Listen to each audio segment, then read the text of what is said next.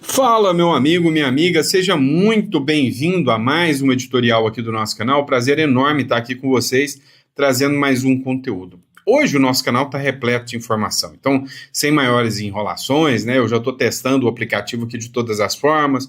Essa foi mais uma forma que eu achei aqui para a gente estar testando e conseguir fazer um detalhezinho a mais aqui, ó.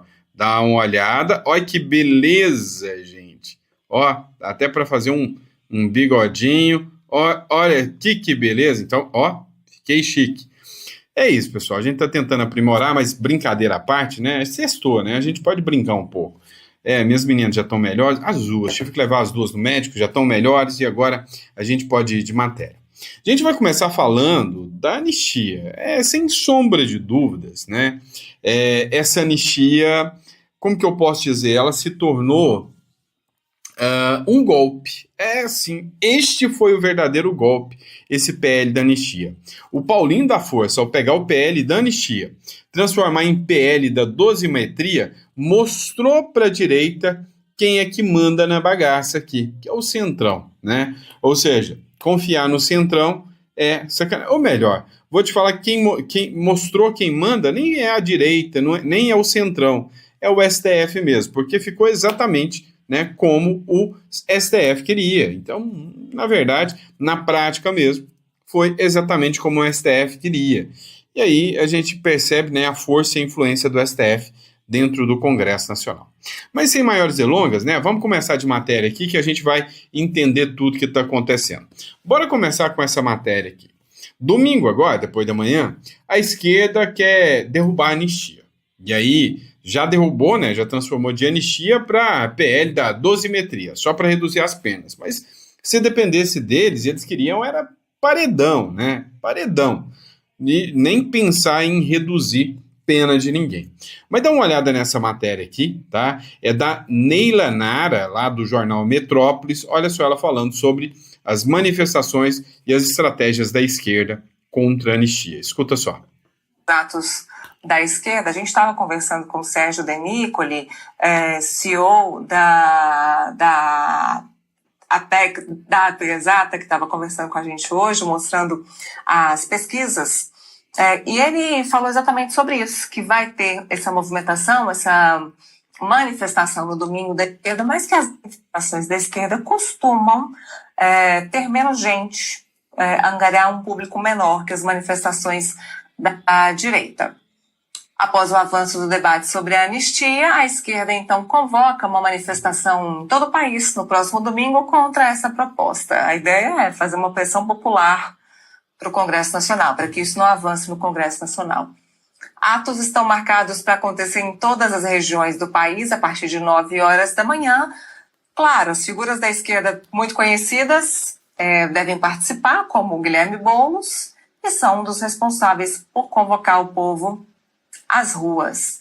Aqui a historinha da anistia. A urgência foi aprovada na Câmara na última quarta-feira, sem um texto previsto para isso.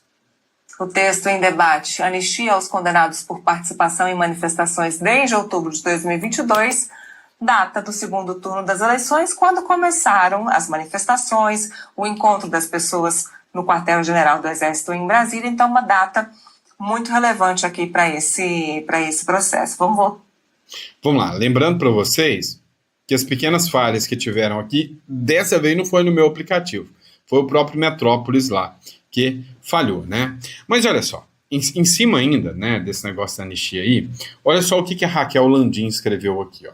O STF deu ok para a proposta aí de dosimetria das penas, não é anistia, dosimetria das penas. E aí previu, né, uma quantidade de pena de 21 anos. O Lula falou, 2, 3 anos, tá bom, agora o STF não, 21 anos de pena para Bolsonaro e regime fechado, 21 anos de regime fechado, né, o que disse a Raquel Landim aqui, né, quer dizer, começando, né, com regime fechado. Adivinha quem está sendo a peça-chave, a figura-chefe aqui para coordenar tudo isso? Vocês lembram dele? Senhor Aécio, lembra dele? Né?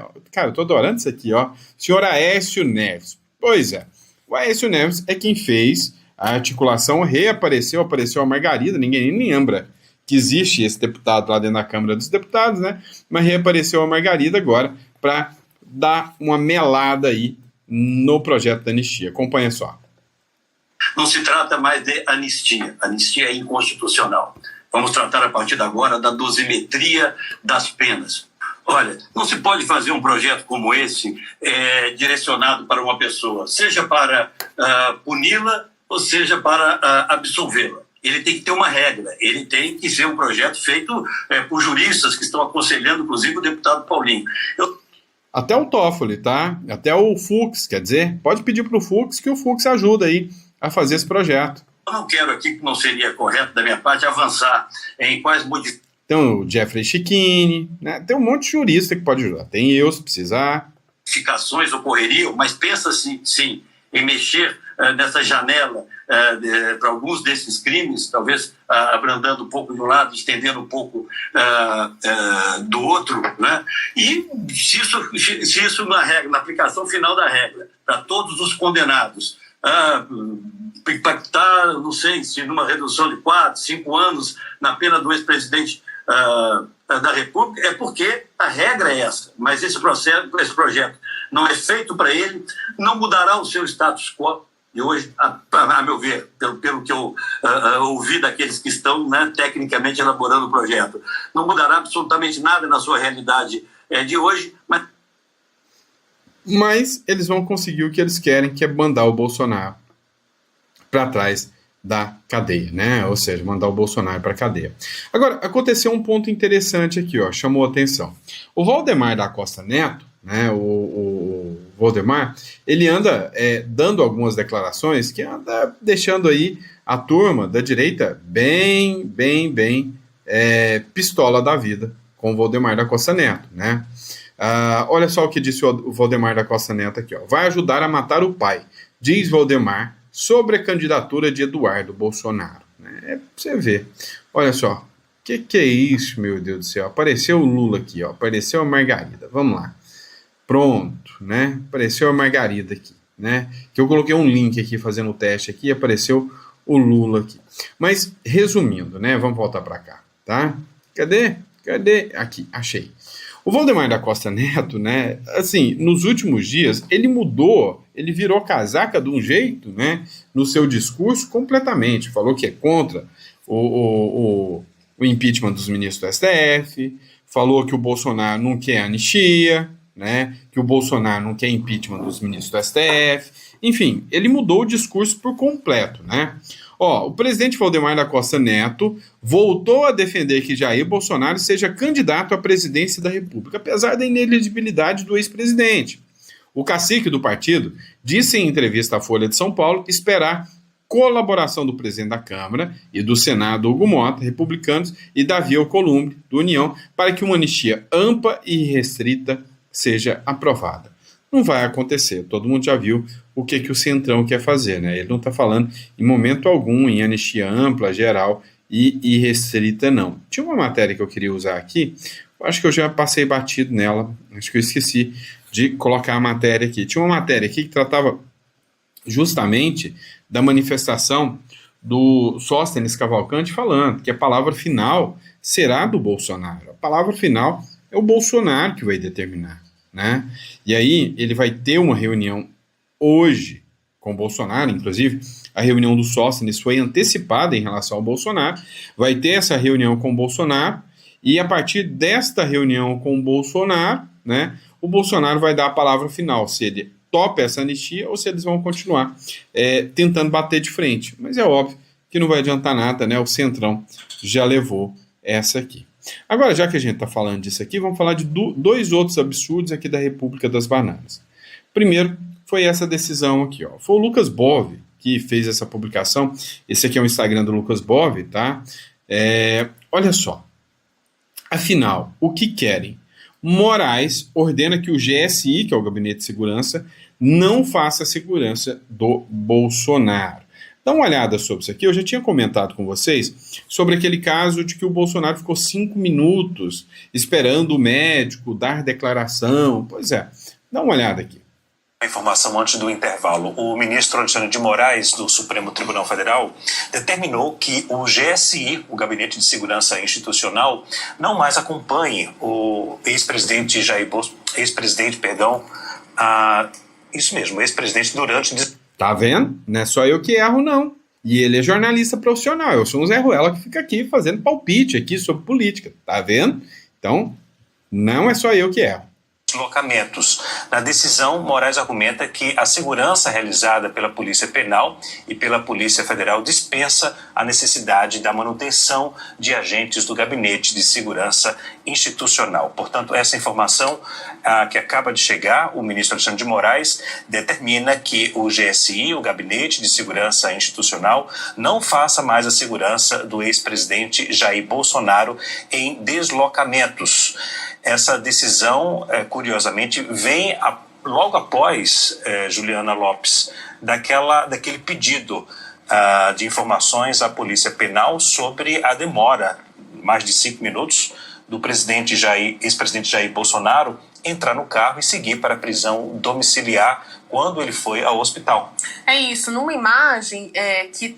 Você viu que ela tá travando? Ex-presidente, o presidente tá com saudade do Bolsonaro, eu acho. Está sendo analisada, né, um pedido de Alexandre de Moraes que mostrou até um certo incômodo, Leandro, sobre aquele momento em que o ex-presidente sai de um procedimento no hospital, aquele do fim de semana, não esse último, e fica parado ali ao lado do carro, né? Então, o ministro Alexandre de Moraes quis entender por que ele não entrou imediatamente ali dentro do carro e... os políticos também e até alguns aliados do ex-presidente viram esse gesto de ficar ali parado, olhando para as pessoas, tinha manifestante, tinha a militância bolsonarista como um ato político no momento em que se aguarda, inclusive, novas sanções dos Estados Unidos por conta da condenação do ex-presidente Jair Bolsonaro. Aí eu trago aqui um assunto importante, um ponto importante, que é o seguinte: o ex-presidente Jair Bolsonaro tem direito à segurança, né, que é feita pelo GSI, porque é um direito vitalício, já que ele é um ex-presidente. Além dessa segurança, o que ele tinha agora? O monitoramento sendo feito pela Polícia Federal, continua sendo feito, e também por outros agentes por conta da prisão domiciliar. Então o entendimento agora não precisa mais dessa segurança pessoal, já que o monitoramento está sendo feito pelos policiais. E segurança pessoal, Leandro, trazendo aqui para a bancada, que justamente tem a ver... É uma segurança pessoal que acompanha o ex-presidente há muito tempo e tem ali uma ligação direta com ele, um conhecimento direto com o ex-presidente, e pode ter, de alguma forma, facilitado essa parada ali do lado do carro para depois ele entrar no veículo e voltar para casa. Então vamos lá, né? A grande pergunta que o Lucas Bove fez aqui é: o que eles querem afinal? Mas afinal, o que eles estão querendo? O que a gente pode ter diante dessa ação do ministro Alexandre de Moraes? Primeira coisa que a gente precisa entender: o Bolsonaro, como ex-presidente, ele tem direito, né, de forma vitalícia aos seguranças dele, certo? Esses caras estão com ele há muito tempo e podem ter uma amizade com o Bolsonaro, já um alinhamento com o Bolsonaro, e aí é por isso que o Alexandre de Moraes mandou, né, que fosse retirado esses guardas, porque eles poderiam auxiliar, né? O Bolsonaro está até fazendo comunicação com aliados, porque esses caras já estão com o Bolsonaro há muito tempo, ou então até o risco de fuga foi levantado também, né, em algumas matérias jornalísticas que eu vi. Vamos falar de outro ponto aqui também interessante? Quer dizer, interessante e assustador para a República das Bananas, né? Dá uma olhada nisso aqui. A Câmara vai suspender líderes de motim. Cara, eles têm a cara de pau, a pachorra, de chamar isso aqui de motim, né? Cara de pau e pachorra, é isso, não tem outra definição, não. A Câmara vai suspender líderes de motim contra Mota. Meu amigo. Você lembra quando o Mota falou que não ia pautar anistia, e aí o pessoal veio e tomou a mesa ali, e essa cena que você está vendo aqui, literalmente, todo mundo parou ali e falou: não vai ter sessão enquanto você não colocar anistia, enquanto você não ouvir, não dialogar com a turma aqui da oposição, não falar com os líderes, porque os líderes queriam pautar a anistia. Pois é, o Hugo Mota ficou todo nervosinho, falou que isso era uma espécie de motim, né? Eles criaram uma narrativa de que é um motim. Coisa que o PT já fez um monte de vezes, gente. A própria Gleisi Hoffmann, o pessoal da esquerda já mobilizou na época da reforma da Previdência. Teve esse tipo de mobilização. A Câmara dos Deputados vai punir os deputados que organizaram um motim contra o presidente da Casa, Hugo Mota, que é do Republicanos, com suspensão e advertência. Alguns vão levar suspensão, outros advertência. Entre eles são o líder do PL, o Sóstenes Cavalcante, ou seja, o líder da oposição tomando aí, né, uma advertência e uma suspensão, e os deputados Nicolas Ferreira, Júlia Zanata, Marcos Polon, Marcel Van Hatten, Zé Trovão, Bia Kicis e Carlos Jordi, né? Aí tem a publicação aqui, ó, urgente, o Marcel Van Hatten, né? Retaliação, terá o mandato suspenso por 30 dias por motim contra o Mota. Aí eu pergunto a vocês, é bem viável agora, né, os mais aguerridos da oposição, os mais articuladores da oposição terem um mandato suspenso agora. Você não acha muito conveniente? A Comissão de Ética da Câmara dos Deputados irá suspender o mandato de Marcel Van Hatten por 1 mês, após Hugo Mota o deputado realizar um suposto motim contra o Hugo Mota. A suspensão acontece justamente quando a CPMI do INSS, a qual Van Hatten é membro, está a todo vapor. Isso cheira a vingança do sistema para silenciar quem luta contra a corrupção. Suspender Marcel agora é um golpe baixo contra a transparência e a democracia, né? Escreveu o Hugo Boff aqui, nesse caso aqui, sobre o motim, né, que eles falam, né? Agora, dá uma olhada, a CNN fez a cobertura também, né, dessa suspensão dos deputados. Escuta aqui com a gente. Reação da Câmara dos Deputados ao motim bolsonarista. Vocês lembram a ocupação do plenário pelos bolsonaristas? Sentaram na cadeira do presidente e tudo mais. A Câmara decidiu por meio da Corregedoria, que daqui a pouco vai soltar uma nota oficial sobre o assunto, suspender alguns desses deputados. A informação foi antecipada pela coluna da Mônica Bergamo na Folha de São Paulo e nós confirmamos. A informação é de que 14 parlamentares serão punidos. Essa foi a decisão do corregedor da Câmara, o deputado Diego Coronel, do PSD da Bahia. Entre as punições, entre aqueles que receberão punição, está o líder do PL, Sóstenes Cavalcante. Também nomes conhecidos como Nicolas Ferreira, Júlia Zanata, Marcelo Polon, Marcel Van Hatten, Zé Trovão, Bia Kicis e Carlos Jordi. O Marcos Polon vai receber uma punição mais agressiva, maior, de suspensão prevista de 4 meses do mandato.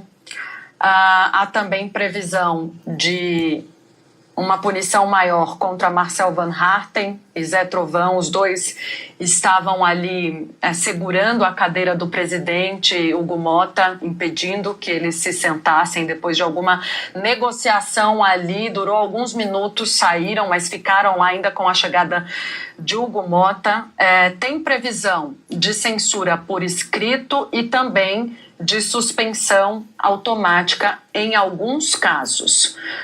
Está feito o registro, então, daqui a pouco a gente deve ter essa informação mais precisa, oficial, por parte da Corregedoria. O corregedor Diego Coronel é quem aplica essas punições.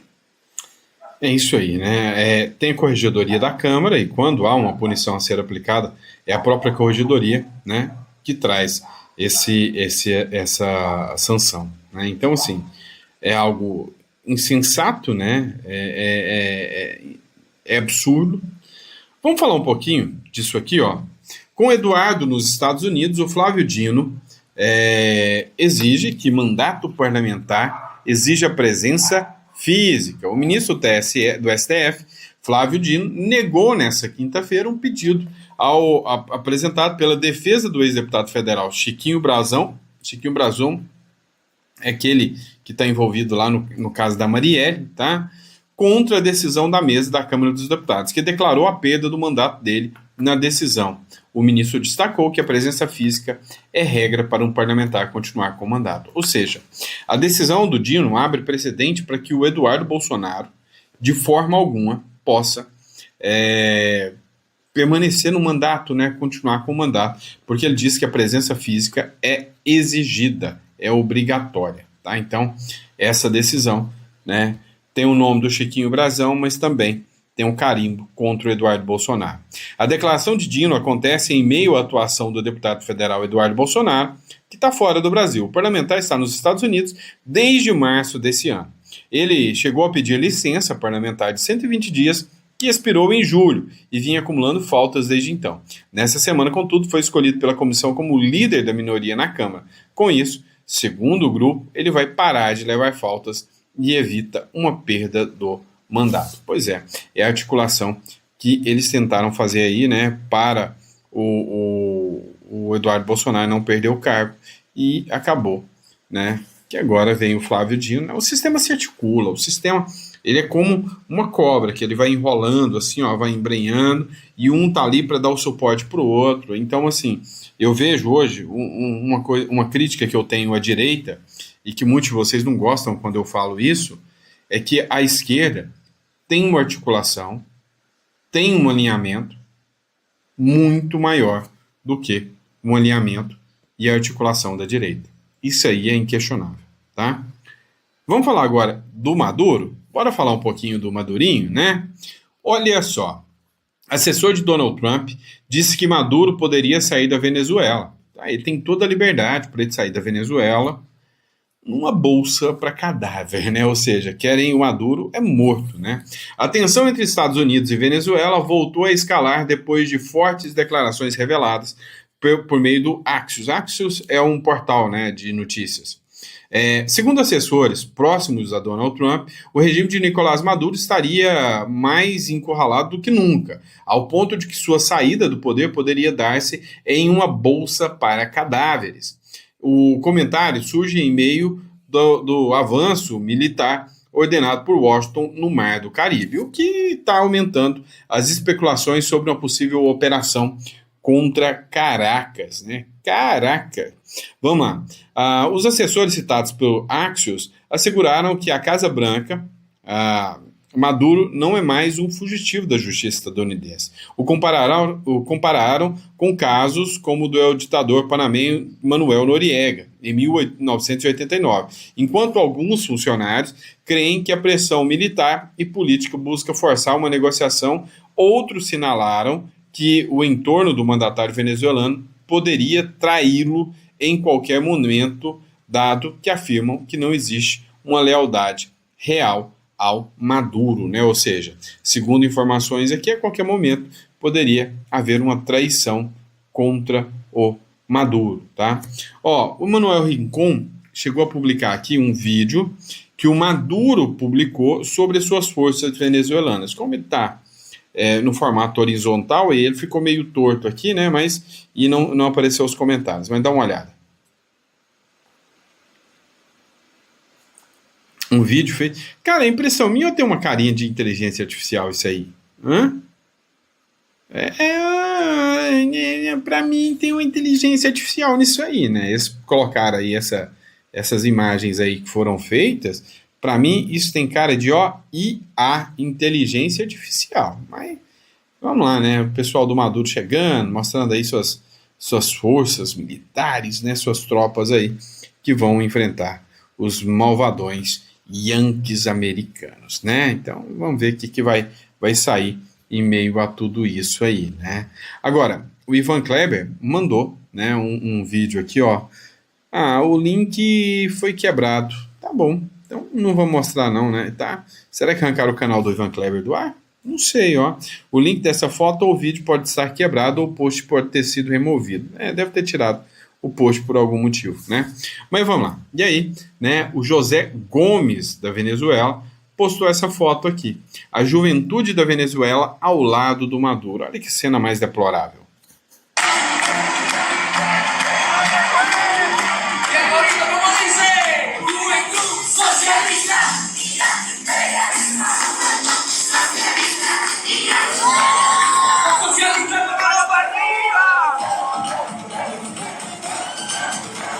Então, para mim é a mesma coisa de ver o PT e a esquerda aqui. Esses caras aqui, parece que esse cara da esquerda, isso aqui parece até aquele cara de um podcast que tem, podcast de esquerda, eu nem gosto, mas eles estão gritando juventude socialista e anti-imperialista, né? Olha esse lindo cara. Tem cara de proletariado, nem um pouquinho, né? Nem um pouquinho com cara de proletariado, com cara de um cara que gosta bem do capitalismo e lá gritando Yankee, né? Yankee capitalista, né? Agora, os Estados Unidos, como uma espécie até de uma resposta, mostrou um vídeo da guarda costeira dos Estados Unidos interceptando um barco com 34 toneladas de cocaína. Já foram bilhões de dólares apreendidos em drogas desde que os Estados Unidos foram para o Mar do Caribe. Dá uma olhada.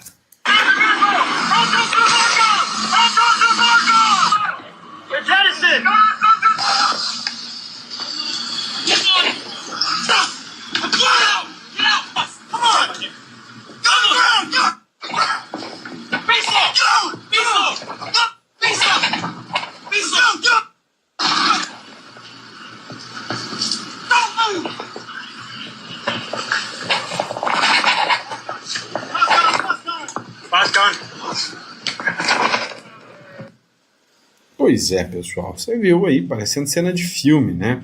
Agora vamos lá. Matéria aqui, ó, do Correio do Povo. Nicolás Maduro disse que levará militares às comunidades para treinamento da população. É a mesma coisa de falar o seguinte, ó, os Estados Unidos quer invadir o Brasil. Pega o pessoal do Rio de Janeiro lá na comunidade, vamos pôr os militares lá, treinamento para eles, e vamos mandar eles enfrentar os Estados Unidos, né? Aqui no Brasil, se quem fosse enfrentar, se acontecesse uma dessas, e quem fosse enfrentar fosse a turma lá, que comanda aí grandes comunidades aí, né? Vocês sabem de quem eu estou falando, até que estava tudo bem. Mas o problema é que vai mandar o povo para morrer no lugar deles. O presidente da Venezuela, Nicolás Maduro, anunciou que enviará militares às comunidades para treinar a população no uso de armas. O anúncio ocorre em meio à escalada de tensão com os Estados Unidos, que enviaram navios de guerra ao Caribe. O Maduro, que acusa Washington de planejar uma invasão, já havia convocado voluntários da milícia, um corpo armado civil, para treinamentos nos quartéis. Segundo ele, será a primeira vez que os quartéis, com suas armas e soldados, vão diretamente às comunidades para treinar as pessoas, né? E aí os Estados Unidos mandou um recadinho para o Edmundo Gonçalves, né? Que foi o vencedor da eleição realmente na Venezuela. Estados Unidos informou Edmundo Gonçalves, o líder opositor venezuelano, que deve estar preparado para regressar à Venezuela e retornar às suas responsabilidades políticas, ou seja, voltar para o mandato presidencial. Essa matéria é do código.com da Venezuela, tá bom, pessoal? Da própria Venezuela, esse código.com aqui, tá? Enfim, né? Outro ponto que a gente podia falar aqui também, já que a gente está falando de abusos, né, de questões arbitrárias, vamos lá, isso aqui. Homem que chamou Lula de ladrão fecha acordo de serviços comunitários. Igor de Oliveira Rodrigues, morador de Campos dos Goytacazes, no Rio de Janeiro, conheço o lugarzinho top, né? Firmou um acordo com o Ministério Público Federal e a Justiça após ser processado por ter chamado o presidente Luiz Inácio Lula da Silva de ladrão. Pelo termo, ele deverá cumprir 60 horas de serviço comunitário. A audiência ocorreu na quinta-feira. Rodrigues, no entanto, recusou-se a pedir desculpas pelo episódio registrado em 14 de abril, quando emparelhou o carro com a comitiva presidencial na BR-101 e fez as ofensas a Lula. A ação foi filmada e resultou em sua detenção pela Polícia Federal, né? Então passou, chamou Lula de ladrão e acabou sendo detido pela Polícia Federal. Agora eu te pergunto, e aquela turma que fica chamando o Bolsonaro de genocida, de mais não sei o quê, como é que fica com eles, né? Eles podem, tá tudo bem, eles podem fazer o que eles bem entenderem, falar o que eles bem entenderem? É aí que fica a questão, né? E é isso, pessoal. Espero que vocês tenham gostado do nosso editorial. Foi uma honra poder estar aqui com vocês mais uma vez. Mais uma vez, sempre eu estou pedindo para vocês dar o feedback, né, de como que está ficando a gravação, que a gente tem em estruturação aqui para deixar melhor para vocês, né? Espero que tenha ficado adequado aí para vocês. Tá bom? tá bom? Obrigado, pessoal. Tenham um ótimo final de sexta-feira. Desculpe por não ter conseguido colocar os 4 vídeos. Questão de saúde é tensa. Tive que viajar, tive que ir numa cidade ao lado para levar num médico. Foi um pouco mais complicado, mas tá tudo bem agora, tá bom? Abraço, fiquem com Deus.